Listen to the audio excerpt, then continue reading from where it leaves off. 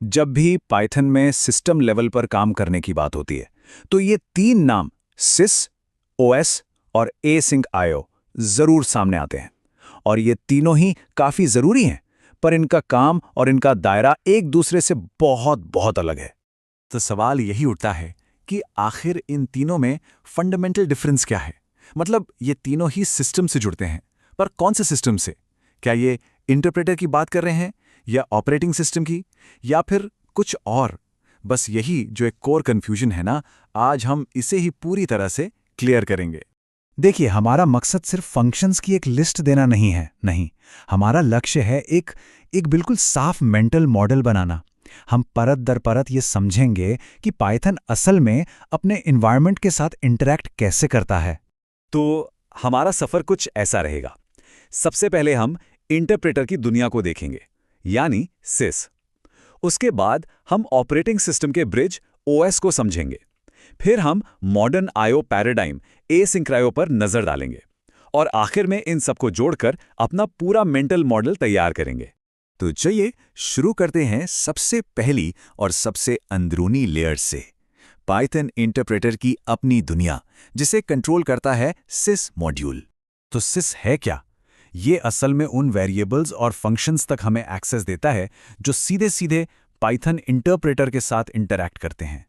मतलब ये Python run time का ही एक हिस्सा है जो उसके अंदरूनी कामकाज को मैनेज करता है।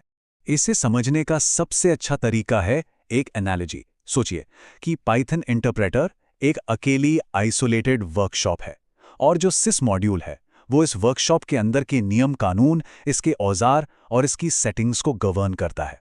ध्यान रहे, सिर्फ वर्कशॉप के अंदर की चीजों को, बाहर की दुनिया से इसका कोई लेना देना नहीं है। चलिए इसी एनालॉजी को थोड़ा और समझते हैं। sys.argv ये वो जॉब ऑर्डर है जो वर्कशॉप के दरवाजे पर दिया गया है, यानी हमारे कमांड लाइन आर्ग्यूमेंट्स। sys.path ये वर्कशॉप के अंदर रखी ब्लूप्रिंट्स की लाइब्रेरी है जो बताती है कि मॉड्यूल्स कहाँ मिलेंगे। sys.platform से पता चलता है कि वर्कशॉप की नींव किस चीज पर बनी है, मतलब लिनक्स पर या विंडोज पर। और sys.exit ये तो वर्कशॉप का मेन पावर स्विच है जिससे सब कुछ बंद हो जाता है। और हाँ, stand in, stand out, stand error ये वर्कशॉप के इनपुट, आउटपुट और एरर मैसेज टर्मिनल्स हैं। ठीक है, तो वर्कशॉप के अंदर की बातें तो समझ आ गईं। अब चलते हैं अगली लेयर पर। ये वो कनेक्शन है जो वर्कशॉप को बाहर की दुनिया से जोड़ता है, और इसे मैनेज करता है ओएस मॉड्यूल। एस मॉड्यूल का मेन पर्पस है ऑपरेटिंग सिस्टम से जुड़े काम करने का एक पोर्टेबल तरीका देना। पोर्टेबल का मतलब ये कि एक ही कोड लिखा जाए जो फाइलों, डायरेक्टरीज और प्रोसेसेस के साथ काम करे, और वो कोड चाहे विंडोज पर चले या लिनक्स पर, बिना किसी बदलाव के काम करना चाहिए। तो अपनी वर्कशॉप वाली एनालॉजी पर वापस आते हैं। ओएस मॉड्यूल वो ब्रिज है, वो पुल है जो हमारी पाइथन वर्कशॉप को बाहर के शहर यानी ऑपरेटिंग सिस्टम से जोड़ता है। इसी पुल का इस्तेमाल करके हम फाइलें पढ़ते हैं, नई डायरेक्टरीज बनाते हैं या शहर में कोई कमांड भेजते हैं।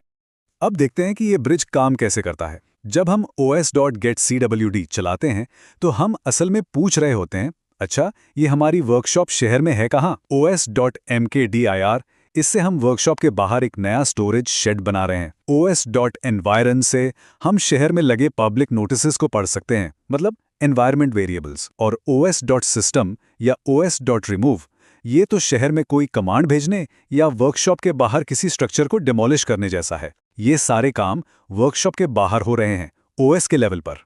अब बारी है एक तीसरे और काफी मॉडर्न कॉन्सेप्ट की, जो इन दोनों से काफी अलग है। बात करते हैं एसिंक्रोनस की। ये इनपुट आउटपुट को देखने का एक बिल्कुल नया नजरिया है। एसिंक है क्या? ये एक लाइब्रेरी है कंकरेंट कोड लिखने के लिए। कंकरेंट यानी एक साथ कई काम मैनेज करने के लिए।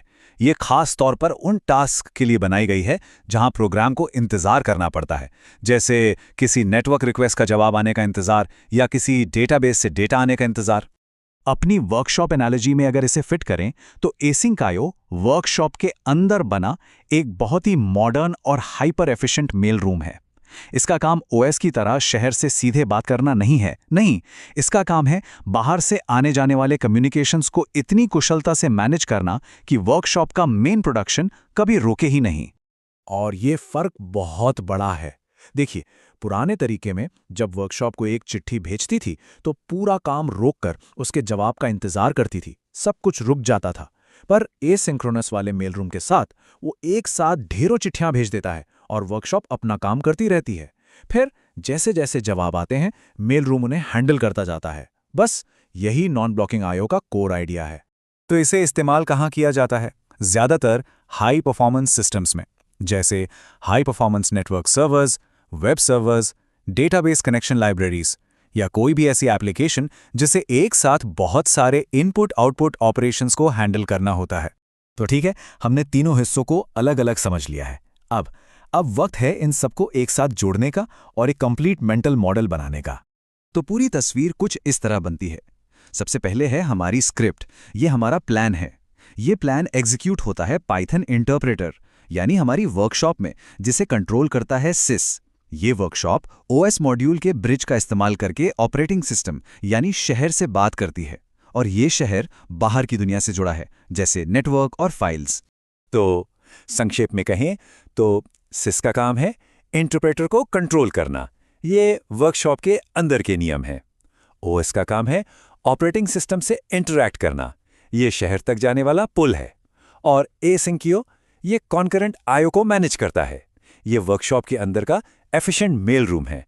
देखिए, हर मॉड्यूल की एक बिल्कुल साफ भूमिका है, एक अलग दायरा। तो याद रखने वाली बात बस इतनी है, सिस मतलब इंटरप्रेटर, ओएस मतलब ऑपरेटिंग सिस्टम, और एसिंक आईओ मतलब कंकरेंट आईओ। इन परतों को समझना, इनकी सीमाओं को समझना, यही वो कुंजी है जिससे फ्यूचर रेडी एप्लीकेशंस बनाए जाते हैं। तो अब जब ये बाउंड्रीज इतनी साफ हैं, सवाल ये उठता है कि इस नई समझ, इस नए मेंटल मॉडल के साथ अगली एप्लीकेशन को कैसे आर्किटेक्ट किया जाएगा, निश्चित रूप से ज्यादा कुशलता और ज्यादा स्पष्टता के साथ।